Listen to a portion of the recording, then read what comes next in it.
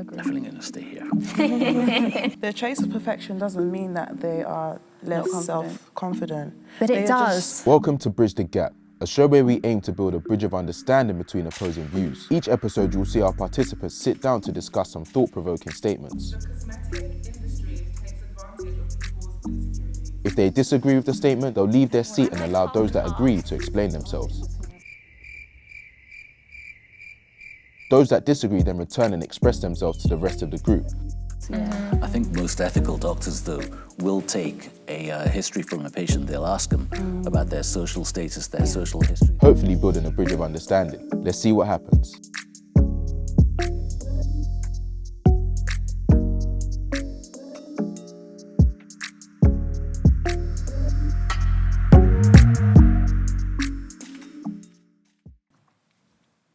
Injectable procedures and cosmetic surgery should not be promoted by influencers. What do you think about this statement? Let us know in the comments.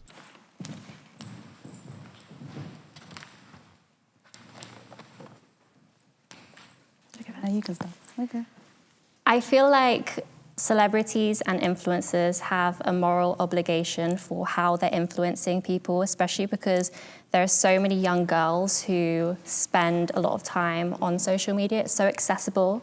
I mean, when we were younger, we would have to maybe go through the yellow pages or go onto the internet or, I don't know, go on a specific channel to try and find out about plastic surgery. But if it's something which is just picking up your phone and there are celebrities who we look up to perhaps, and like Kylie Jenner, for instance, she has influenced so many young people to get their lips done. Yeah, that's what I think as well. I just feel like only because of the young girls aspect of things, I feel like influencers have that influence on so many people that may not even have their own mind yet and have not maybe even developed themselves to a point of whatever they're going to grow into, for instance.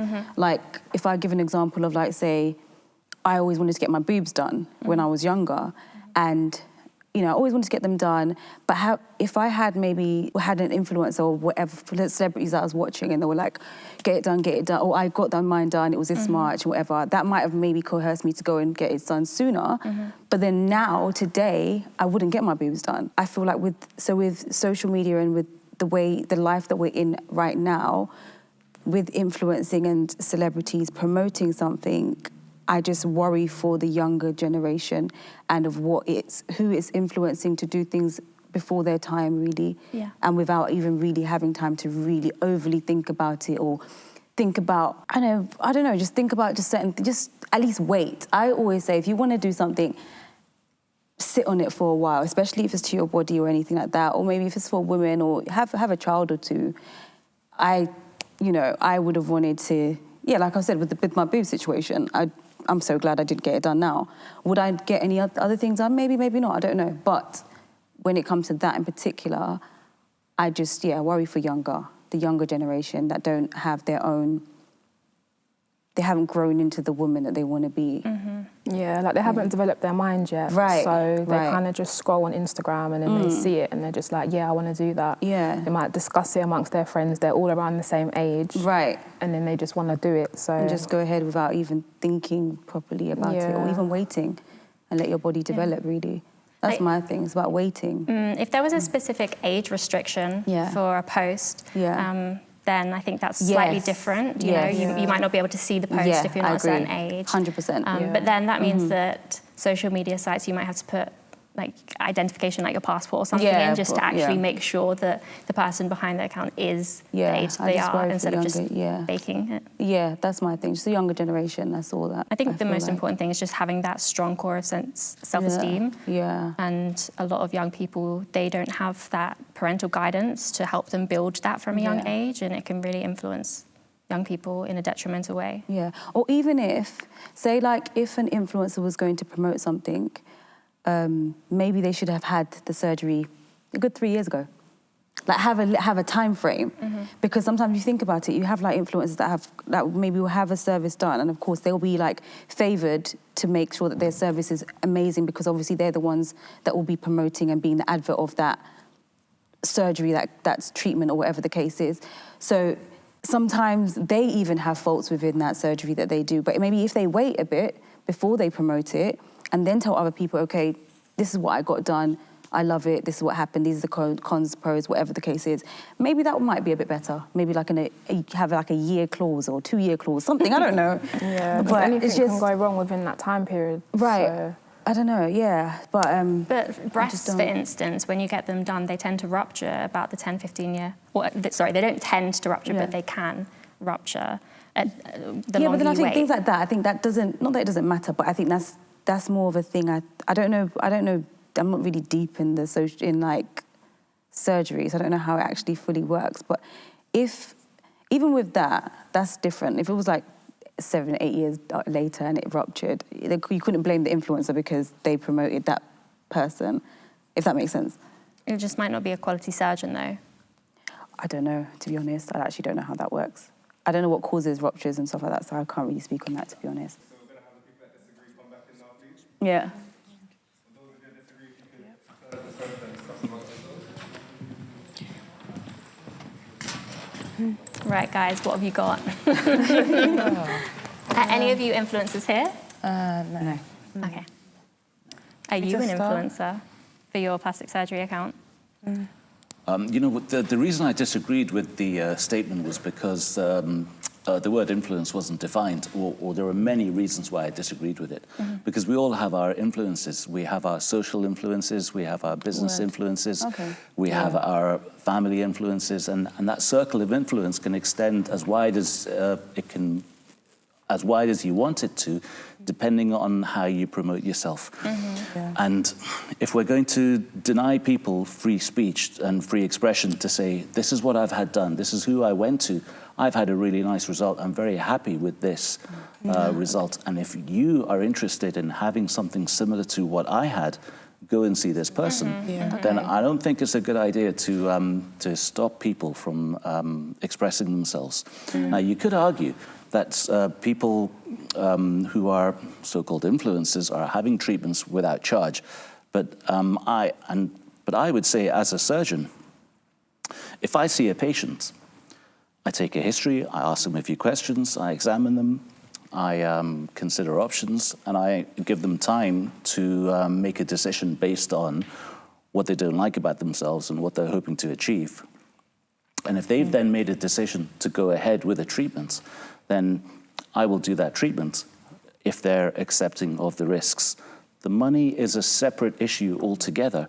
And in my practice, I will see my patients as patients, and the administrative staff will see them as, will give them a financial contract.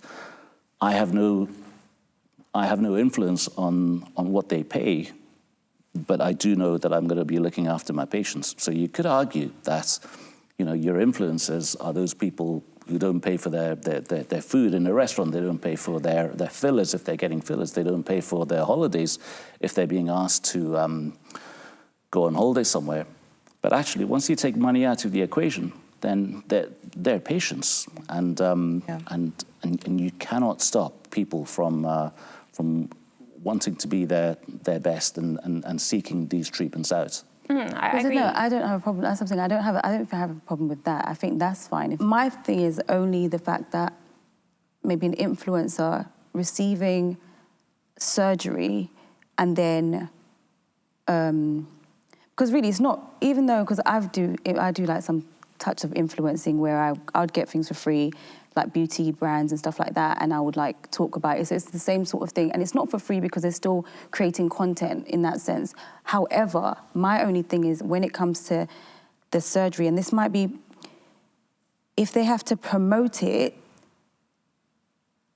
it has to be in a certain way. And I think there's some influencers that I could say, hands down, they do it right. If they will talk about what the real of it, not just because they got it for free, if that makes sense. I don't know if I'm making sense. I don't know how to explain it. But they believe in the product that they're promoting. Yes, I think for people that believe in the product, and even sometimes if you've paid for it, yeah, you can talk about it. But my thing is to push something like, oh, go and get it done, guys, because it was great. Like, don't say go and get it done, but this is what I've got, this is how I loved it, and that's it.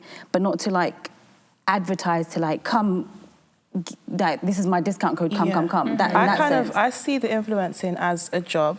So Right. if they're a blogger, if they're vlogging their life, you're not going to not include that part of their life because it might affect the younger generation. Right. If you're including this is what shampoo I use and this is my daily diet and with stuff like everything that, else, you're not going to avoid speaking about this topic because of the influence it will have to the younger generation. However, that is not their responsibility. That's not their responsibility. It's down to the individual to make that decision on their own. So I do feel like it's fine for influencers to promote such a thing, as I wouldn't avoid something because it might affect. I wouldn't want to do something that might affect something, basically, if that makes sense, you know. And to be honest, I feel like most influencers talk about their experience. I don't feel like they go around promoting, you know, go and get these things done. But I feel like if they've had good experiences, and remember, every patient's experience is different.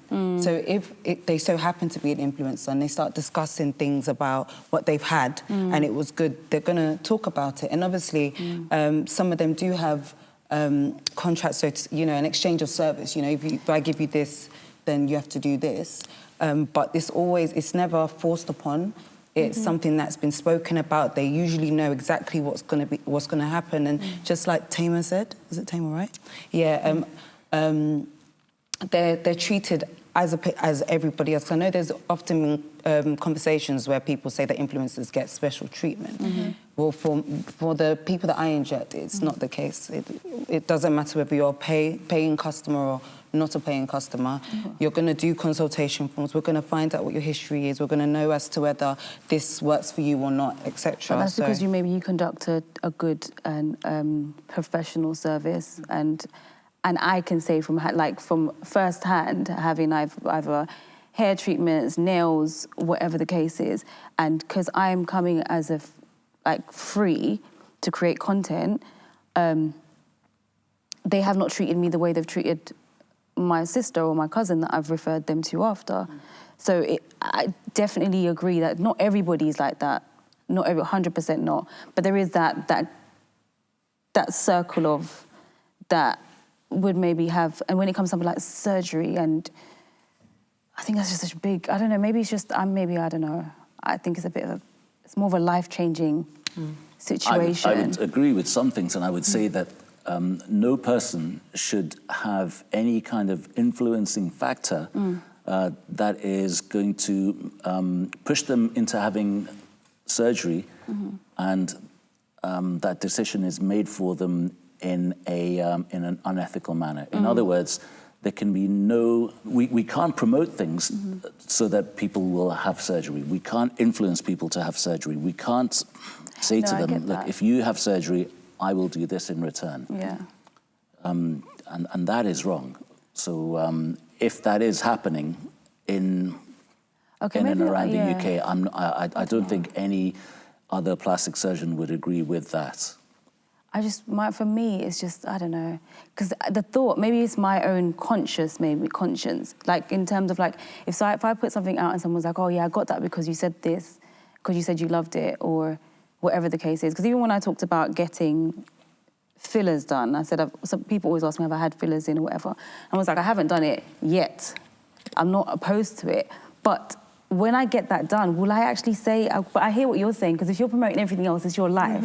Yeah, it makes But the my individual. thing is almost like, I don't want to, because even so, that's still something that I have pondered on. I've pondered on with the boob jobs. I always said I pondered for years and then ended up thinking, I don't want to get it done anymore.